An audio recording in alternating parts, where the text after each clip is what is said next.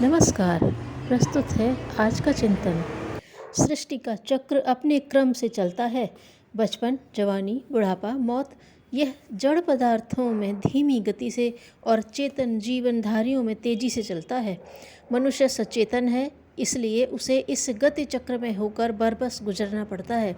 इतने पर भी यह उसके हाथ की बात है कि इस चक्र की गति धीमी रखे या तेज कर दे, जल्दी जल्दी अपना बिस्तर समेट ले या लंबी अवधि तक जीवन का आनंद लेता रहे। यह भी उसके बस की बात है कि जिंदगी को स्वतंत्रता पूर्वक गुजारे या ऐसे ही किसी प्रकार दिन काट ले, अथवा इस तरह जिए कि एक एक दिन भारी पड़े। जीवन को दो हिस्सों में बांटा जा सकता है, एक शारीरिक, दूसरा मानसिक। समय रहते दोनों क्षेत्रों का संतुलन ठीक बनाए रखा जाए तो जिंदगी आनंदपूर्वक हंसी खुशी के साथ गुजर सकती है। किंतु यदि असावधानी और उतावली बरती जाए तो सारा गुड़ गोबर भी हो सकता है। 10 वर्ष से कम आयु का बालक तो अभिभावकों के मार्गदर्शन में चलता है।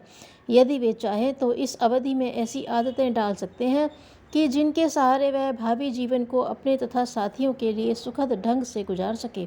छोटी आयु में रोटी, कपड़े और खेल खिलौने का ही प्रबंध करना पर्याप्त नहीं, वरन यह भी आवश्यक है कि उसकी आदतों में श्रेष्ठता, स्वच्छता, व्यवस्था और अनुशासन भी सिखाया जा सके। शिष्टाचार और नम्रता सीखने की यही अवधि है। उन्हें नियमितता और सज्जनता को मात्र भाषण से नहीं, वरन व्यवहार में बर्ताव करते हुए सिखाया जा सके। किशोरावस्था ऐसी है जिस पर विशेष रूप से ध्यान रखने की आवश्यकता है। भली बुरी आदतें इन्हीं दिनों मनुष्य को पकड़ती हैं और परिपक्व होती हैं। इन दिनों की जकड़न जिंदगी भर पीछा नहीं छोड़ती। स्वास्थ्य को संभालने बिगाड़ने का ठीक समय यही है। इसलिए आहार विहार की सुव्यवस्था के संबंध में न केवल परामर्श देना चाहिए, वरन उनके साथ घनिष्ठता स्थापित करके ऐसा अभ्यास कराना चाहिए कि युवावस्था में कोई कुटैव पीछे न लगने पाए। इन दिनों यदि कुटैव पीछे लगती हैं तो फिर प्रौढ़ावस्था में उनका असर बना रहता है। आयु के हिसाब से 50 और 60 के बीच शरीर में कई खामियां पैदा होनी शुरू हो जाती हैं। रक्तचाप का बढ़ना, रक्त शर्करा का आधिक्य, अस्थियों में कड़ापन, मांसपेशियों का सूखापन, स्मरण शक्ति की कमी, यौन गतिविधियों में घटोतरी, हार्मोन संग्राहकों की कमी, दुर्बलता जैसे कितने ही लक्षण प्रकट होने लगते हैं। नींद कम आती है और पाचन तंत्र में शिथिलता दृष्टिगोचर होने लगती है। इतने पर भी यदि व्यक्ति आहार विहार का संतुलन बनाए रहे तो अगले 10 वर्ष शांतिपूर्वक बिता सकता है। जोड़ों की जकड़न, गठिया जैसे रोग घेरना शुरू नहीं करते। सर्दी और गर्मी की अधिक न सह सकने जैसी कठिनाइयाँ ऐसी हैं जिन्हें कपड़ों से या अन्य उपकरणों के सहारे बचाया जा सकता है। बुढ़ापे का बड़ा कारण है मानसिक अवसाद। दाम्पत्य जीवन में कोई आगे पीछे चला जाता तो पिछली यादें आती रहती हैं और एकाकीपन बहुत खलता है। इस प्रकार मित्रों के साथ हंसने, खेलने, घूमने फिरने में अरुचि हो जाने से सूनापन लगता है और वह अखरती भी बहुत है। मनुष्य सामाजिक प्राणी है, उसका समय साथ साथ रहने से आसानी से कट जाता है, किंतु जब साथियों का अभाव पड़ने लगता है तो एकाकीपन खलता है। साथियों का आयु से भी संबंध है। युवकों और वृद्धों की पटरी कम ही बैठती है। भविष्य अंधकार में दिखता है। अधिक बुढ़ापा आने और बीमारियों का प्रकोप होने का डर सताता है। सबसे बड़ा मौत का भय होता है। मानसिक अवसादों में सबसे बड़ी बात यह है कि घर का संचालन सूत्र जो पूरी तरह अपने हाथ में रहता था, वह एक प्रकार से छिन जाता है। परिवार में जिनके पूछे बिना पत्ता भी नहीं हिलता था, अब उनकी कोई कदर नहीं रह जाती। पैसे पर अधिकार न होने से मनचाहा कुछ कर सकना भी संभव नहीं होता।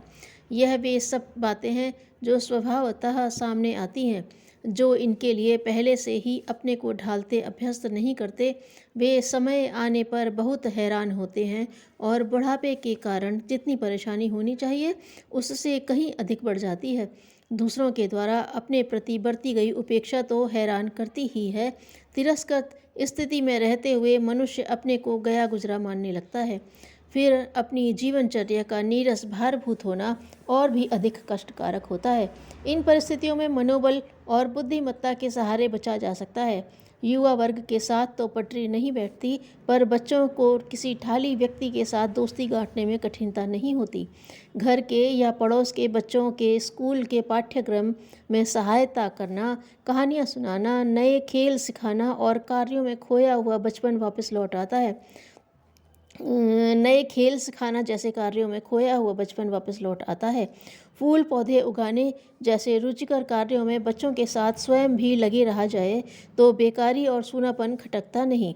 भोजन की मात्रा युवावस्था की तुलना में प्रायः आधी कर लेनी चाहिए, किंतु पानी पीने में कंजूसी नहीं करनी चाहिए। इससे पेट और गुर्दे खराब होने की जो आशंका बनी रहती है, उसमें बहुत राहत मिलती है। व्यायाम के नाम पर टहलना किसी न किसी रूप में जारी रखना चाहिए।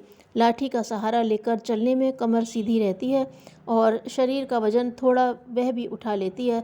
घर में व्यवस्था हो तो मालिश कराने का कोई प्रबंध करना चाहिए।